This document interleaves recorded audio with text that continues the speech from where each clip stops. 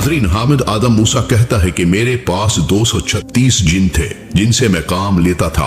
इब्तिदा के अंदर जब मैं जिनों और जादू की दुनिया के अंदर दाखिल हुआ तो अचानक मेरी मुलाकात एक मुस्लिम जिन से हुई। हामिद आदम मूसा कहता है कि वो जिन हिंदुस्तान के एक सरदार जिन का बेटा था। हामिद आदम मूसा ने बताया कि उस जिन से मेरा तवील मुकालमा हुआ और मेरे जहन के अंदर जितने भी जिन्नात के मुतालिक सवाल थे मैंने वो तमाम पूछे। हामिद आदम मूसा कहता है कि मैंने उस जिन से पूछा कि तुम्हारी उम्र क्या है। हामिद आदम मूसा कहता है कि मेरे इस सवाल के बाद उसने मेरी तरफ ऐसे देखा जैसे मेरे से कुछ जानना चाह रहा हो और मुझसे कहने लगा कि तुम कसम उठाओ कि तुम मुझे कोई नुकसान नहीं पहुंचाओगे। मैंने उससे कहा कि मैं अल्लाह की कसम लेता हूँ, मैं तुम्हें कोई नुकसान नहीं पहुंचाऊंगा। तो उसने फिर जवाब दिया कि मैं इंसानों के मुकाबले में 15 या 16 साल की उम्र का हूँ। हामिद आदम मूसा ने कहा मुझे हकीकी उम्र बताओ। हामिद आदम मूसा कहता है उसने दोबारा से वही सवाल किया कि कसम उठाओ तुम मुझे कोई नुकसान नहीं पहुंचाओगे। हामिद आदम मूसा कहता है कि उसने मुझे बताया कि मैं 180 साल का हूँ। हामिद आदम मूसा कहता है कि मैंने उससे पूछा जिन्नात कितना अरसा जीते हैं, जिस पर जिन ने जवाब दिया कि हम हजारों साल तक जी सकते हैं, कुछ 4000 साल तक, कुछ 5000 साल तक और बाज औकात 6000 साल तक भी, लेकिन बहुत कम ऐसा होता है कि हम में से कोई 7 या 8000 साल तक जिए। हामिद आदम मूसा कहता है कि उसने मुझे बताया कि मेरा बाप 950 साल का एक काफिर था कि जब उसकी अपने एक वजीर से लड़ाई हुई और उसी लड़ाई में वो मारा गया था, लेकिन मेरे दादा ने हजारों साल की जिंदगी पाई। मगर हम में से एक बड़ी उम्र वाला एक जिन है जिसको इबलीस कहते हैं और वो सबसे कदीम है। इसके बाद हामिद आदम मूसा कहता है मैंने उससे पूछा कि इस दुनिया में जिन्नात की तादाद तकरीबन कितनी है। उसने मुझे जवाब दिया कि अगर अल्लाह के हुक्म से तुम हमें देखने के काबिल हो जाओ तो तुम्हें हर तरफ जिन्नात नजर आएंगे। हामिद ने कहा मैंने उससे मजीद पूछा कि क्या तुम्हारे दरमियान मज़ाहिब भी होते हैं। उसने कहा हाँ, हमारे दरमियान यहूद भी है, मसीही भी है और ऐसे जिन्नात भी मौजूद है जो कुफर और शिर्क में बदतरीन हद तक आगे जा चुके हैं। हामिद कहता है कि मैंने उससे पूछा कि तुम इस वक्त क्या यहाँ अकेले मौजूद हो। उसने कहा नहीं, मेरे साथ इस जगह पर 4 जिन्नात की एक पूरी फैमिली रह रही है। इस वक्त जब मैं तुमसे बात कर रहा हूँ 2 जिन तो छत के साथ लटके हुए हैं। उस जिन ने हामिद आदम को बताया कि जिन्नात अपने हम मजहब के घर में ज्यादा रहते हैं। वो खाने के वक्त खाने में भी शरीक होते हैं, लेकिन उनका खाना अल्लाह की रहमत और बरकत से तुम्हारे खाने को कम नहीं करता। दिन को हम छत के साथ चिपके रहते हैं और रात को जहाँ भी जगह मिले हम उतर कर सो जाते हैं और मस्जिदों में भी जाकर सोते हैं और हम जहाँ पर रहते हैं जिसके घर में भी उनको दुआ भी देते हैं और अक्सर सुबह नमाज के वक्त किसी 1 या 2 अफराद को या घर के बड़े शख्स को ऐन नमाज के वक्त उठा भी देते हैं। जो बिस्तर तुम्हारे इस्तेमाल में ना हो वो बिस्तर फिर हम इस्तेमाल करने लग जाते हैं। हामिद कहता है मुझे मजीद बताओ। उसने कहा कि हमारे लिए मुजस्मे बहुत कशिश रखते हैं। ये हमारे लिए ऐसे होते हैं जैसे तुम्हारे लिए किसी मनपसंद खाने की खुशबू हो और हम में से बहुत से जिन बदकार औरतों के करीब रहना पसंद करते हैं। जिन्नात को वो जगह बहुत पसंद है कि जहाँ 2 चीजें आपस में मिलती हों, गर्म और ठंडे पानियों का मिलाप, धूप और छांव के मिलने की जगह। मैंने उससे पूछा मर्दों और औरतों के मुतालिक बताओ। उसने कहा हमारे यहाँ भी वैसे ही बदफेलियां होती हैं कि जैसे तुम्हारे यहाँ होती हैं, लेकिन एक इंसान के औरत के हमल की मुद्दत 9 माह तक होती है, जबकि एक जिनाया का हमल 15 महीने तक चल सकता है और फिर उसके बाद 8 से 10 जिन्नात पैदा होते हैं और बाज औकात 15 जिन्नात की पैदाइश भी हो जाती है। हामिद कहता है मैंने उससे पूछा कि क्या इंसान और जिन के दरमियान रिश्ते का ताल्लुक भी पैदा हो सकता है। उसने जवाब दिया कि इंसान और जिन के दरमियान शादी नामुमकिन है। उसने कहा यह तब ही मुमकिन है कि अगर कोई जिन खुद को इंसानी शक्ल में ढाल ले, और अगर ये हो भी जाए तो औलाद की पैदाइश इंतहाई मुश्किल होगी, क्योंकि दोनों मखलूकात एक दूसरे से इंतहाई मुख्तलिफ है। एक की पैदाइश मट्टी और दूसरे की आग से हुई है। हामिद कहता है कि मैंने उससे पूछा کہ تم خود کو آسانی سے کسی انسان کی شکل میں ڈھال سکتے ہو؟ اس نے کہا نہیں، یہ صلاحیت تمام جنات کے پاس نہیں ہوتی۔ کچھ جنات خود کو بالکل بھی ظاہر نہیں کر سکتے اور کچھ جنات کے پاس خود کو انسانی شکل میں ظاہر کرنے کی زبردست قسم کی صلاحیت ہوتی ہے۔ جب وہ ظاہر ہوتا ہے تو اس وقت اس کو آسانی سے مارا جا سکتا ہے، اس وقت وہ اپنی کمزور ترین حالت میں ہوتا ہے۔ حامد نے اس سے پوچھا کہ تم کس طرح اپنی شکل بدلتے ہو؟ اس نے کہا جب ایک جن ظاہر ہونا چاہے تو اس کو ایک انتہائی تکلیف دہ عمل سے گزرنا پڑتا ہے، اور وہ جب دوبارہ غائب ہونا چاہے تو اسی تکلیف دہ عمل سے دوبارہ گزرنا پڑتا ہے۔ اس لیے جنات خود کو ظاہر کرنا پسند نہیں کرتے، اور ہمارے ہاں قوانین انسانی قوانین سے کہیں زیادہ سخت ہے۔ حامد کہتا ہے کہ تم دکھنے میں کیسے لگتے ہو؟ حامد نے اس جن سے یہ سوال اس لیے پوچھا کیونکہ وہ اس کے سامنے جب مکالمہ کر رہا تھا تب وہ کسی انسانی روپ میں تھا۔ تو اس جن نے جواب دیا کہ ہم میں سے مردوں کی گردنیں اکثر چھوٹی ہوتی ہیں، تمہاری آنکھوں کی پتلیاں گول گول ہیں، جبکہ ہماری آنکھوں کی پتلیاں بالکل سیدھی ہوتی ہیں۔ ہمارے مرد جنات کے اکثر سر پر بال نہیں ہوتے، لیکن ہماری عورتوں کے بال اتنے لمبے ہوتے ہیں کہ نیچے زمین تک جا رہے ہوتے ہیں۔ جنات کی جلد مختلف قسم کے رنگوں کی ہوتی ہے، ہمارے درمیان کچھ سرخ رنگ کے بھی ہوتے ہیں اور کچھ سیاہ رنگ کے بھی، اور ایسے رنگ کے بھی جن کو انسان نہیں دیکھ سکتا۔ بعض جنات کے پر بھی ہوتے ہیں جن سے وہ اڑ سکتے ہیں، اور اکثر جنات خود کو جانوروں کی شکل میں ڈھالنا پسند کرتے ہیں، جن میں سب سے زیادہ کتا اور سانپ ہے۔ ہم زیادہ خوفناک اور بدصورت ہوتے ہیں، لیکن بعض جنات اتنا خوبصورت اور حسن میں بے مثال ہوتے ہیں کہ اگر تم ہمیں دیکھنے کے قابل ہو جاؤ تو تم خوبصورتی کا مطلب ہی بھول جاؤ گے۔ ناظرین، یہاں پر میں آپ کو ایک اضافی معلومات دیتا چلوں۔ اس جن نے آدم سے کہا کہ مجسموں کے اندر ہمارے لیے ایک کشش ہے۔ ناظرین، ایک کتاب ہے جس کا نام کتاب الاسنام یعنی بتوں کی کتاب 8ویں صدی کے ایک اسکالر حشام القلبی نے لکھی ہے، جس میں ایک دلچسپ واقعہ درج ہے۔ حشام القلبی لکھتے ہیں کہ جب اللہ کے رسول علیہ السلام نے حضرت خالد بن ولید رضی اللہ عنہ کو عزا کا بت توڑنے کے لیے وادی نخلا میں بھیجا تھا، جب خالد بن ولید رضی اللہ عنہ وادی نخلا پہنچے تو وہاں ان کو ایک مجسمہ ملا۔ اس کو خالد بن ولید رضی اللہ عنہ نے توڑ کر ٹکڑے ٹکڑے کر دیا۔ خالد بن ولید واپس رسول کریم علیہ السلام کی اقدس میں جب پہنچے تو اللہ کے نبی نے پوچھا، ہاں خالد توڑ دیا عزا کو؟ خالد بن ولید رضی اللہ عنہ نے جواب دیا، جی اللہ کے رسول۔ اس پر نبی کریم علیہ السلام نے پوچھا، جب تم نے اس کو توڑا عزا کو تو تم نے کیا کوئی غیر معمولی بات یا کوئی چیز وہاں ہوتے ہوئے دیکھی جب تم اس کو توڑ رہے تھے؟ خالد بن ولید رضی اللہ عنہ نے کہا، نہیں اللہ کے رسول، میں نے اس کو پاتے ہی آسانی سے توڑ ڈالا۔ ناظرین، اللہ کے نبی نے کہا کہ تم نے اصل عزا کے بت کو نہیں توڑا، وہ اس کی کاپی تھی۔ پھر سے جاؤ اور اس کو وادی نخلا میں ڈھونڈ کر توڑو۔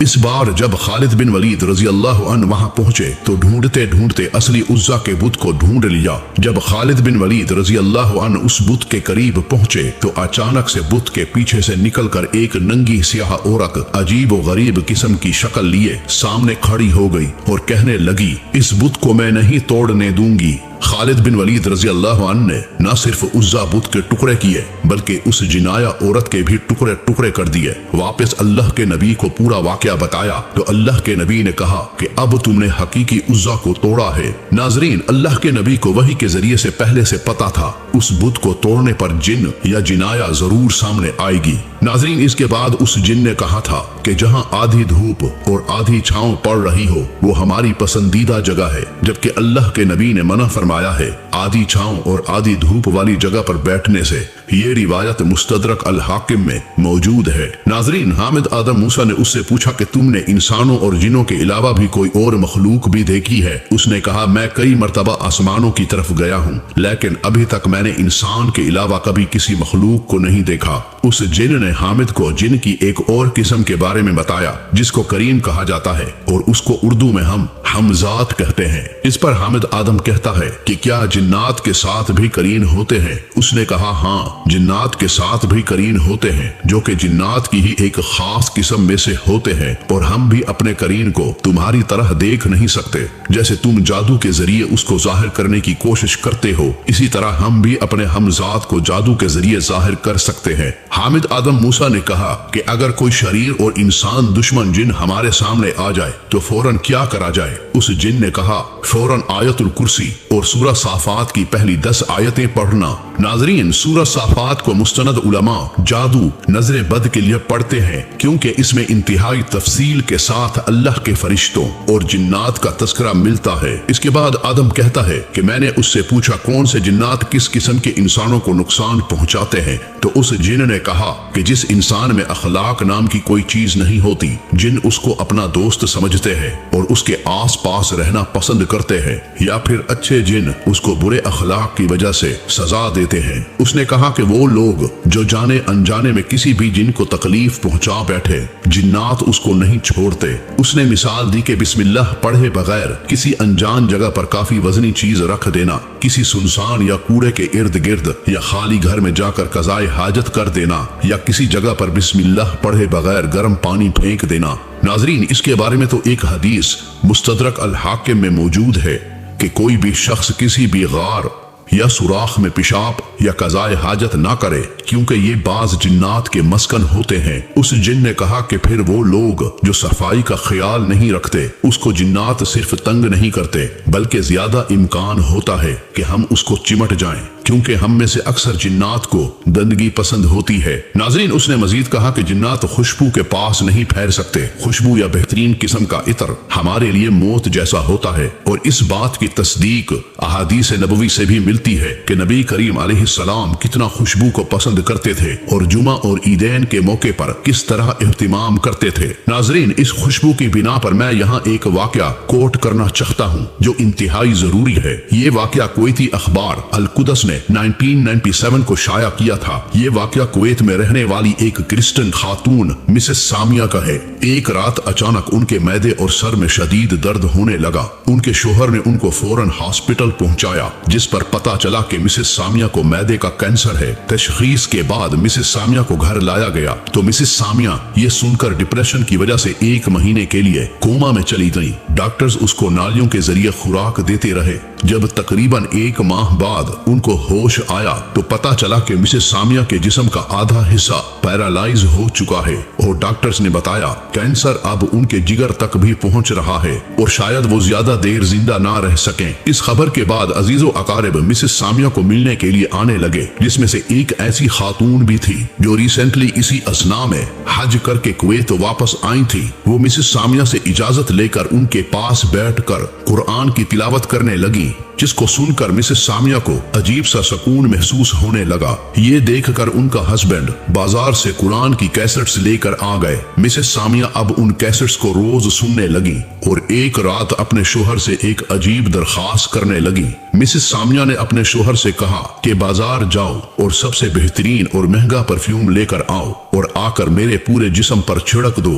और बाहर से दरवाजा बंद कर दो। इस पर उसके शोहर ने सवालात किए, लेकिन मिसेस सामिया ने उनको टोक दिया और कहा जैसा कह रही हूँ वैसा कर दो। उसके शोहर ने वैसा ही किया। बाजार से अच्छा और महंगा परफ्यूम लाकर उसके जिस्म पर छिड़क कर बत्ती और कमरे को बंद कर दिया। सुबह जब दरवाजा खटखटाया गया तो कोई रिस्पॉन्स नहीं आया, हत्ता के दरवाजा तोड़ना पड़ा। और अजीब बात यह भी थी कि दरवाजा अंदर से भी बंद हो चुका था। जब दरवाजा तोड़ा गया तो उसकी आंखों के सामने अजीब मंजर था। मिसेस सामिया अपने बिस्तर पर पट्टियों में लिपटी हुई पड़ी थी और जिस्म के निचले हिस्से पर सिर्फ एक चादर थी और मिसेस सामिया बजाते खुद बेहोश थी। उसके शोहर ने फौरन बच्चों को बुलाया, डॉक्टर्स को बुलाया गया। जब डॉक्टर्स ने देखा तो कहा कि मिसेस सामिया एक इंतहाई पेचीदा और लंबे ऑपरेशन से गुजरी हैं, इसलिए फौरन हॉस्पिटल इनको मुंतकिल किया जाए। नाजरीन, वहां जाने के बाद पता चला कि किसी ने रात को मिसेस सामिया की बॉडी से कैंसर मुकम्मल तौर पर खत्म कर दिया है। इसके बाद मिसेस सामिया का पूरा इंटरव्यू अल कुदस अखबार में शाया हुआ। उसने बताया कि जब उनके शोहर उनको कमरे में अंधेरा करके चले गए तो उनकी आंखों से आंसू रमा थे। वो रो रही थी और सूरह बकरा की तिलावत सुन रही थी। जैसे ही मेरे ऊपर परफ्यूम छिड़का गया مجھے ایسے محسوس ہو رہا تھا کہ میرا جسم ہلکا ہوتا جا رہا ہے، جیسے کوئی بھاری چیز میرے وجود کو چھوڑ کر جا رہی ہو۔ اور پھر ایک وقت ایسا آیا کہ میں نہ جاگ رہی تھی نہ ہی سو رہی تھی۔ اچانک سے کمرے میں کچھ ایسے لوگ داخل ہوئے جن کے چہرے نہیں دکھائی دے رہے تھے، لیکن مجھے یہ محسوس ہو رہا تھا کہ کوئی میرے جسم سے کپڑا ہٹا کے میرا جسم کھول رہا ہے، لیکن مجھے کسی قسم کا کوئی درد محسوس ہی نہیں ہوا۔ ناظرین، یہ بات مستند علماء اور مستند دم کرنے والوں سے ثابت ہے کہ جن خوشبو کے پاس نہیں پھیر سکتا، یقیناً اس رات خوشبو لگانے کے بعد وہ تمام جنات جنہوں نے مسز سامیہ پر جادو کیا ہوا تھا، خوشبو کی وجہ سے ان کو وہ جسم چھوڑنا پڑا۔ ناظرین، اس کے بعد اس جن نے کہا کہ ان لوگوں سے ہمیں ایک خاص کشش ہوتی ہے جو لوگ اپنے غصے پر قابو نہیں رکھ پاتے۔ اس بات کی تصدیق نبی کی ایک حدیث سے ملتی ہے، جب انسان غصے کی حالت میں ہو تب شیطان اس پر حاوی ہو جاتا ہے۔ اس کو چاہیے فوراً پانی پیے، اور اگر کھڑا ہے تو بیٹھ جائے، اور اگر بیٹھا ہے تو لیٹ جائے۔ شیطان اس کی رگوں میں اس وقت خون کی طرح دوڑ رہا ہوتا ہے۔ پھر اس نے دو ایسے انسانوں کا تذکرہ کیا جو دونوں حلال کاموں میں تجاوز کر جاتے ہیں، ایک خوشی اور ایک غم۔ اس نے کہا جو غم کو لے کر ڈپریشن میں چلے جاتے ہیں، اور اس کا تذکرہ قرآن میں بھی ملتا ہے کہ جو اللہ سے مایوس ہو، نا امید ہو، وہ ظالم ہے اور شیطان کا دوست ہے۔ اسی طرح سے حد سے زیادہ خوش ہونا اللہ کو پسند نہیں۔ اور ناظرین، اس کا تذکرہ بھی سورہ القصص میں ملتا ہے کہ اللہ تعالیٰ فرماتا ہے ان اللہ لا يحب الفرحین، اللہ تعالیٰ زیادہ اترانے والوں اور کثرت سے ہنسنے والوں کو پسند نہیں کرتا۔ ناظرین، جس کو اللہ پسند نہ کرے پھر لا محالہ شیاطین اس کی طرف متوجہ ہوتے ہیں۔ اس جن کی حامد آدم کو بتائی جانے والی باتیں 100% ٹھیک ثابت ہوتی ہیں جب ہم اس کے جوابات کو قرآن و حدیث کی روشنی میں اگر دیکھیں۔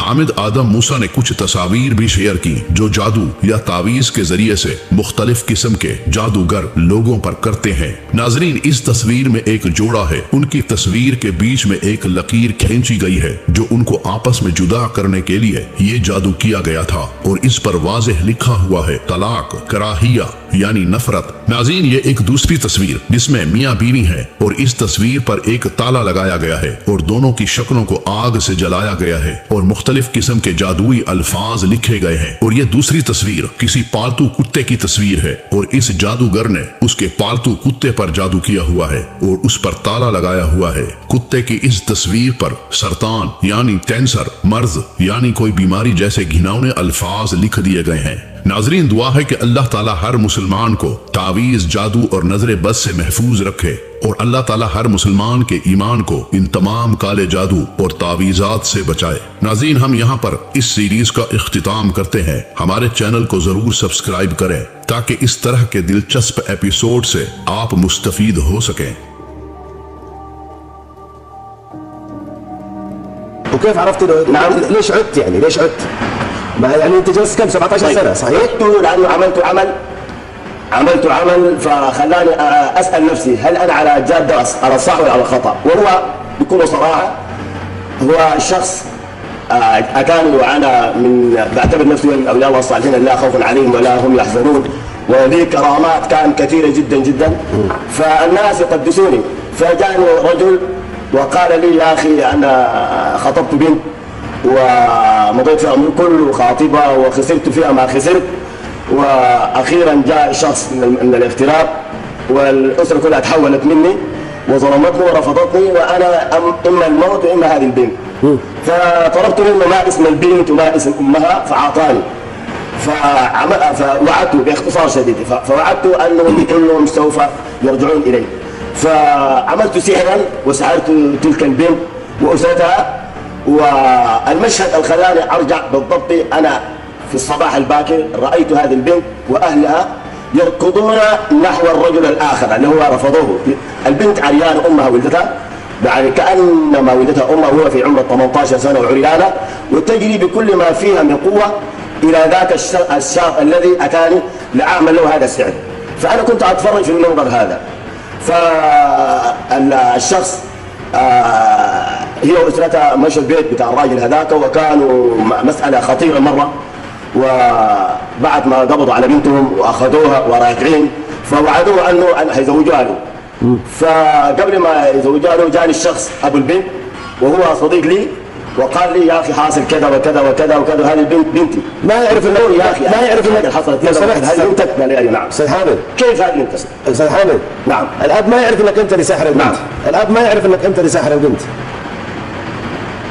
الاب نفسه، ابو البنت ما كان يعرف وقتها انك انت اللي ساحر بنته. لا ما يعني، انا صديقه، هو ما كان يعني. هو جايك يعني من ناحيه الفزعه يعني. نعم. يعني جاي مستفزع فيك يعني عشان توقف معه. ايوه انا صديق الاب هذا، وجاني يحكي لي الامور التي حصلت لبنته. جاي يحكي لي الامور اللي حصلت لبنته، فذكر لي هذا الامر وقلت له هذه بنتك؟ قال لي نعم. قلت له سبحان الله.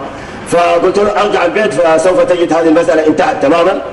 وتقربت لعالم الجن والشياطين، وهو كان زعيم اسمه الروحان اسمه سعسروبي، فطلبت منه ان يرجع هذا الشغله كما كانت، وطلب مني ان اقدم له بعد التقربات، فقدمت له بعد التقربات ورجعت الامور الى يعني انت كنت تتعامل مع الجن. هذه اول خطوه خلتني افكر هل انا ماشي صحيح ولا خطا. انت كنت وقلت الله سبحانه وتعالى ان يريني الحق حقا ويرزقني اتباعه، يريني الباطل باطل ويرزقني اجتنابه. انت لو سمحت استاذ حامد، استاذ حامد اسمعني لو سمحت. انت تعاملت مع الجن والشياطين اثناء السحر؟ نعم تعاملت معه. انا تعاملت مع 286 جن، 286 جن، منهم الكبار خالص العفاريت، ومنهم الملل، ومنهم الشياطين. هؤلاء كلهم يتعاونون معي. انا اطلب منهم خدمه، يطلبون مني شيء معين انا اعمله ثم ينفذون. طيب بعد ما تركت عالم السحر ما هذوك يعني ما كيف تعاملوا معك انك تركتهم ورحت يعني؟ وعدوني بالقتل، وعدوني بخسارة المال، وعدوني بالأذى، ولكن ربنا سبحانه وتعالى حفظني، وذلك الفضل لله سبحانه وتعالى. أن الشخص الذي وقف معي هو إنسان موحد، وأعطاني أذكار الصباح والمساء